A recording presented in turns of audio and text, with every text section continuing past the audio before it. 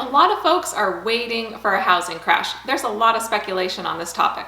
A lot of homebuyers in our area have had a hard time getting offers accepted and finding houses that they like within their budget. Last year, there were many homes within their budget that were good options, but the cost of waiting has changed things. Some investors I know have cashed out on their investment properties and they're waiting for a crash or dip so they can reinvest. So when is the housing crash going to be? That is what we're talking about today.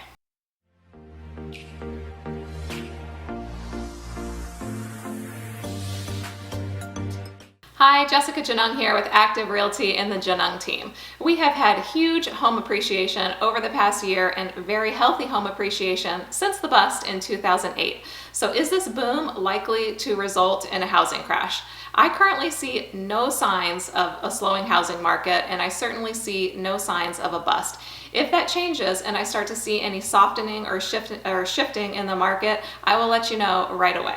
Who knows? Maybe crypto will crash and that will be a huge problem. Anything could happen. But speaking of black swan events, even a global-wide pandemic did not do it, interestingly enough. My guess is that we have another 2 years or so of this very strong seller's market. Beyond 2 years is anyone's guess. But I do not think this boom is similar to the 2004 through 2006 boom for many reasons that I'm going to explain.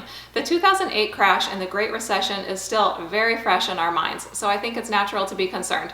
But most importantly, we need to look at the facts. I've been looking for many reasons the housing market might crash, and after digging deep, there are more reasons it is not going to crash and many more differences from the 2008 cycle. Starting with the lending environment. The lending environment is currently much different now than it was before. So let's take a look at how it was before. Remember the term subprime? Well, the subprime mortgages were the reason for the housing crash and the overall economic Great Recession.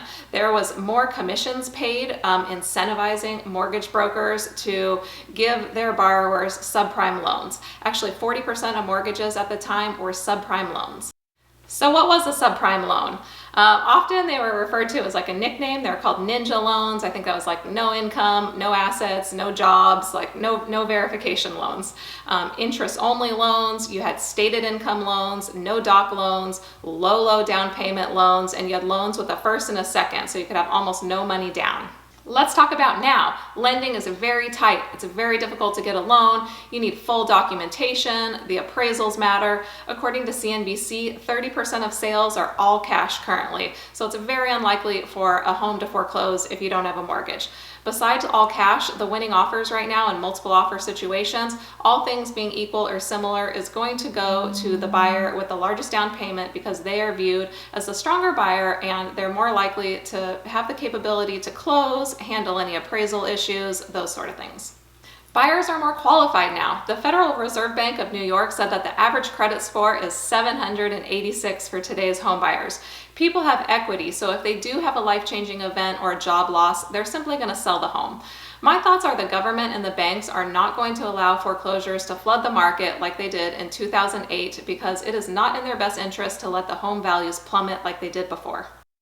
Let's talk about demographics, which is another reason I do not believe the housing market is going to crash. People were wrong about millennials, my generation. I'm a senior millennial, I like to say. Chris is Gen X, which I like to remind him about.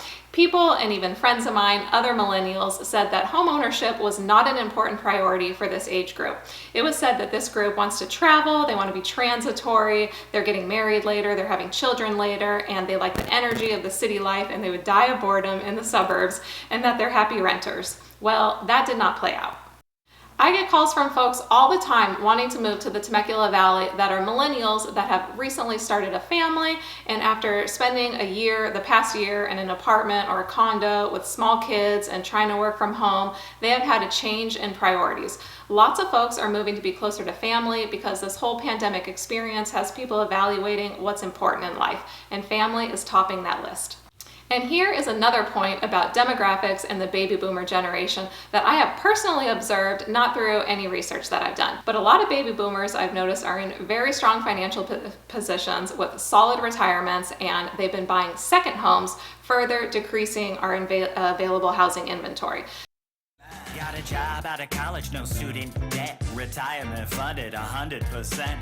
All right, I'll let you. Like we always do, we're jumping in front of you and you and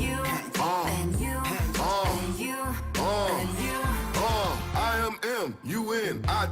That's what I got. I got body's anti. I got the shot. That's just how it is. You locked inside. Homeschooling my grandkids.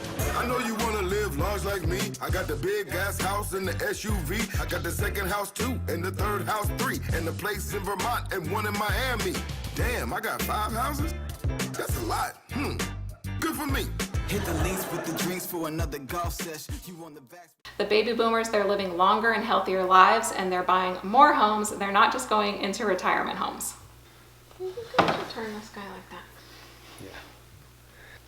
As a good example, my mom's good friend has decided to move closer to her daughter and grandchildren who live in the Phoenix area, so they have purchased a new construction home there. They are then going to sell their North County San Diego home, but because Phoenix is not very pleasant in the summer, as we know, they are going to buy a second home in Massachusetts, Cape Cod, I think, to escape the Phoenix summers. Lots of baby boomers are buying second homes, further decreasing our inventory. Let's move on to new construction. The builders cannot build inventory fast enough. There's a scarcity of materials driving the cost of things like lumber and appliances through the roof. Sawmills were shut down after COVID, and now there is a huge shortage of lumber. According to Redfin, 1 in 4 homes for sale nationwide is a new construction home, which is much higher than averages. Average would be like 1 in 10, I believe, historically. But the reason that the new construction percentage is so high, the 25%, is because our resale inventory is so low, so new construction is making up a larger percentage.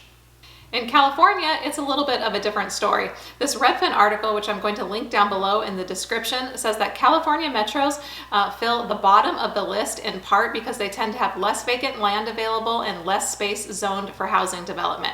In our area in Riverside County, only 3.4% were newly built homes. New construction is not coming to the rescue anytime soon. New construction is one of the possible solutions out of this low inventory housing situation, but with the materials shortage and the lengthy process of getting projects approved, this is not going to alleviate the situation for quite a while. Let's talk about inflation. That is a hot topic of the day, and I have spent quite a bit of time over the past year trying to educate myself on what happens if we hit a high inflationary environment, because I really haven't experienced that personally in my lifetime. And the amount of money that is currently being printed is unprecedented. Experts, they've been saying all along that the potential downside to the Fed injecting so much money into our economy is the potential for high inflation. Well, inflation is here, and although it's hardly reflected in the government reports, it is very obvious to all of us if you look at gas, housing costs, the stock market, you name it, we're seeing high inflation. Maybe you saw the Press Enterprise article that I posted in my last weekly newsletter.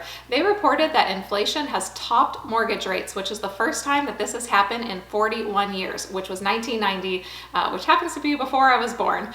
They go on to say that the Consumer Price Index for April tells us U.S. inflation is growing at a 4.2% annual pace, the largest jump since the bubble days of 2008. Meanwhile, Freddie Mac's rate for a 30-year mortgage averaged 3.1% in the same month, which is a smidgen above the record lows.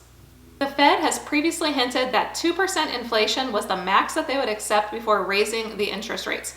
But despite the April inflationary numbers coming in at an annual pace of 4.2%, they have said they believe this is a short-term bump due to the economy reopening, and they are not going to raise the interest rates for now.